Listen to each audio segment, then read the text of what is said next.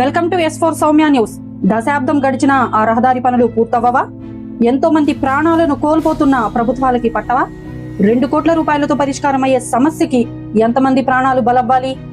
ఇంకా ఎన్ని దశాబ్దాలు ఎదురు చూడాలి? నెల్లూరు నుంచి హైదరాబాద్ రావాలన్నా, గుంటూరు నుంచి హైదరాబాద్ రావాలన్నా ఆదమరిస్తే మన ప్రాణాలు హుష్కాకియేనా? మేము ప్రతి వీడియోలో చెబుతూనే ఉంటాం, ఏ మీడియా చెప్పని విషయాలు కవర్ చెయ్యనివే మేము చెప్తామని. అందులో భాగమే మరో వీడియో.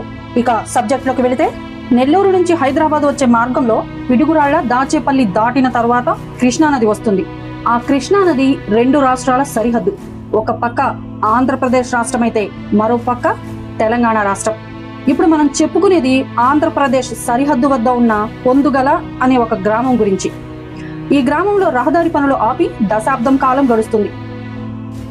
NH-16 మేదరమెట్ల నుంచి మొదలై అద్దంకి, నకరికల్లు అడ్డరోడ్డు, పిడుగురాళ్ల, దాచేపల్లి, మిర్యాలగూడ, నల్గొండ మీదుగా వెళ్లి నార్కెట్పల్లి వద్ద NH-65లో కలుస్తుంది. అంటే NH-16ని NH-65ని కలుపుతూ ఉన్న మార్గం ఇది. ఈ మార్గంలోనే ఆంధ్రప్రదేశ్ సరిహద్దు వద్ద ఈ పొందుగల అనే గ్రామం ఉంటుంది. ఈ గ్రామం తర్వాత కృష్ణానది. ఇక్కడ చాలా కుటుంబాలు కృష్ణానదిలో చేపలు పట్టి వాటిని అమ్ముకొని జీవనం కొనసాగిస్తూ ఉంటారు. ఈ గ్రామంలో ఒక 1/2 కిలోమీటర్ మేర కొన్ని దశాబ్దాలుగా రోడ్డు నిర్మాణం ఆగిపోయింది.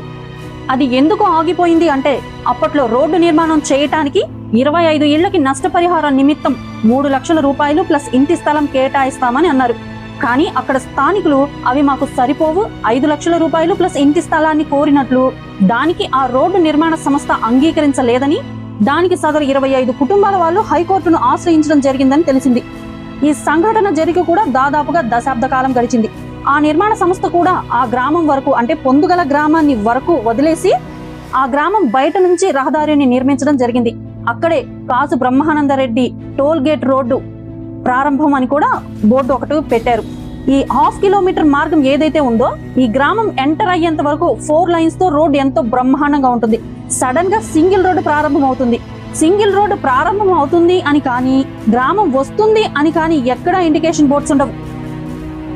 పగలైతే పర్లేదు, కానీ రాత్రిపూట మాత్రం ఆ 1/2 కిలోమీటర్ మార్గంలో మృత్యుదేవత తిరుగుతుందనే చెప్పాలి. ఎందుకంటే ప్రతి 2 రోజులకు ఒకసారి ఏదో ఒక యాక్సిడెంట్ జరుగుతుంది. ఎంతో మంది ప్రాణాలను పోగొట్టుకుంటున్నారు.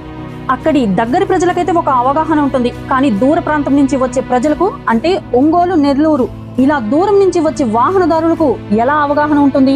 అప్పటి వరకు 4 లైన్స్ తో రోడ్డు చాలా బాగా ఉంటుంది. వచ్చే వాహనాలు కూడా స్పీడ్ గా వస్తుంటాయి. తెలంగాణ నుంచి వచ్చే వాహనదారులకు అక్కడ ఒక చెక్ పోస్ట్ ఉండటం వలన కొంత ఆగి స్లోగా వస్తుంటారు. కానీ ఆంధ్ర నుంచి వచ్చే వాహనదారులకు అవగాహన లేకపోవడం వలన స్పీడును కంట్రోల్ చేసుకోలేక యాక్సిడెంట్లు జరుగుతున్నాయి. ఈ మధ్య కాలంలోనే వ్యవసాయ కూలీలు 9 మంది మరణించారు. దాని తర్వాత 2 రోజుల వ్యవధిలోనే ఒక DCM కూడా యాక్సిడెంట్ గురై 2 ప్రాణాలను కోల్పోయారు.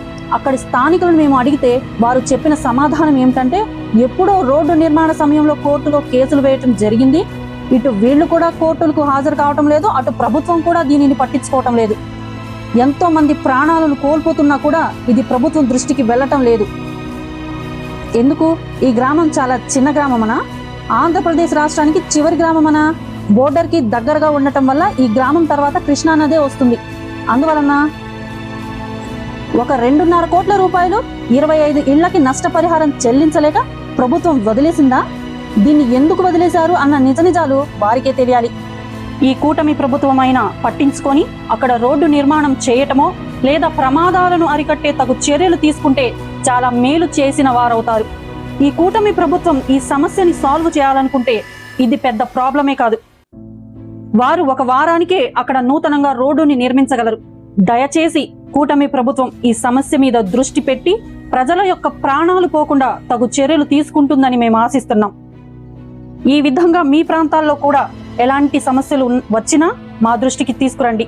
మేము ప్రభుత్వం దృష్టికి తీసుకువెళ్ళటకు మీకు మా వంతు సహకారం అందిస్తాం. ఇప్పటి వరకు మేము టేకప్ చేసిన అంశాలు దాదాపుగా ప్రతి అంశం పైన ప్రభుత్వం నుంచి స్పందన రావటం జరిగింది.